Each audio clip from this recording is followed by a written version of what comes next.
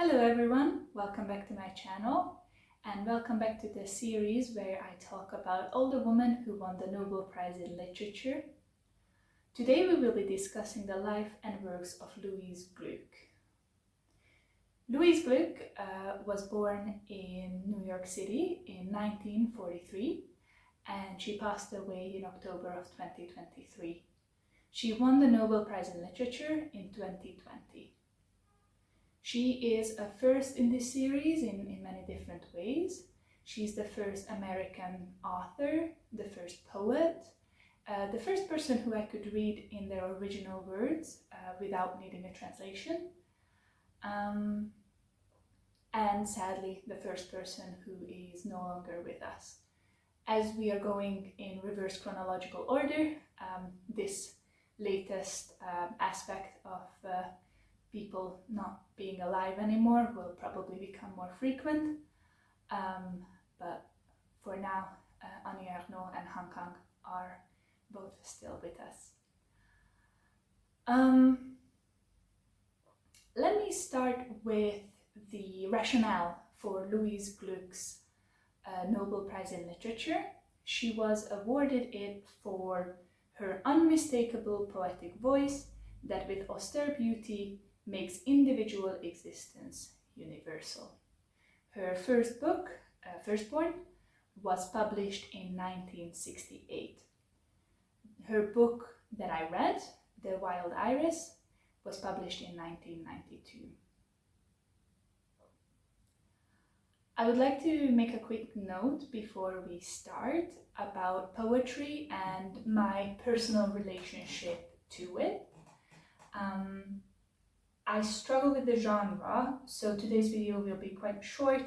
There is a bit of disconnect between me and poetry. So if you do enjoy poetry and you're looking for someone with a very unique voice, someone who is sparse in her words, then I think you should check Louise Glück out. I'm admittedly not the best person to review her, so please keep that in mind when I talk about her book, The Wild Iris. The Wild Iris, published in 1992, is a very short collection of poems, approximately 80 pages, that is focused on people, our natural environment, specifically a garden, and the gods and deities that we might or might not believe in.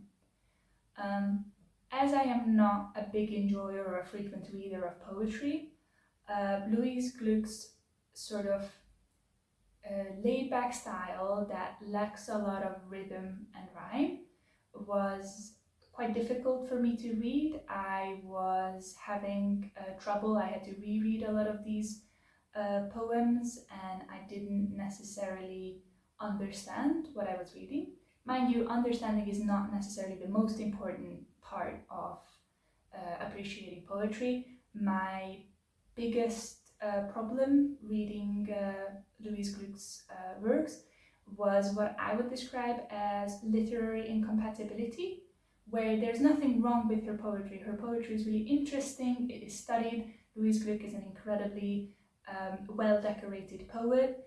She won most of the prizes that one can win with their poetry. She won a Pulitzer Prize, as well as a Nobel Prize in Literature and various other awards.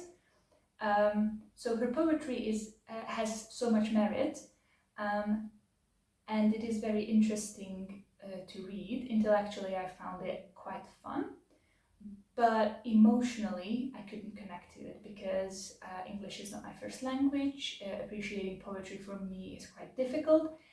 Even when it does have some of the tools that I am aware of and have an easier time connecting with. So whenever there is rhyme, I can sort of connect to it.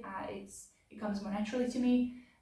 Rhythm is something I truly struggle with, especially when poets give themselves a little bit more license to use less common words or words that have like a special rhythm in their books. So all of that I struggle with. And then here is this poet who is very freeform, who is very conversational, and I personally found myself lost. The one theme in her book that I could really connect to was gardening and nature. Some of her poems were more religious in tone. Those ones I had to sort of look into. I didn't know what the Vespers were until I sort of researched what they might be, and so on and so forth.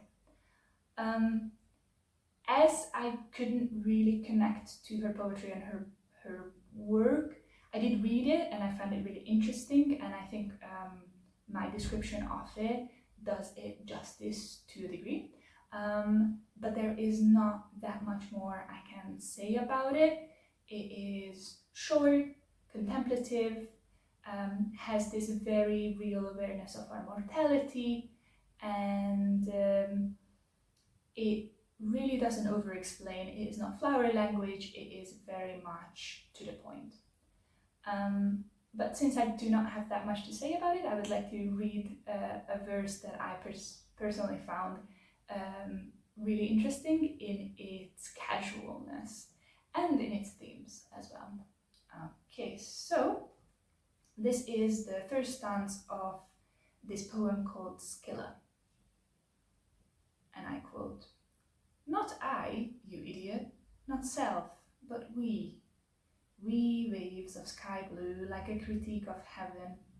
Why do you treasure your voice, when to be one thing is to be next to nothing?" End of quote.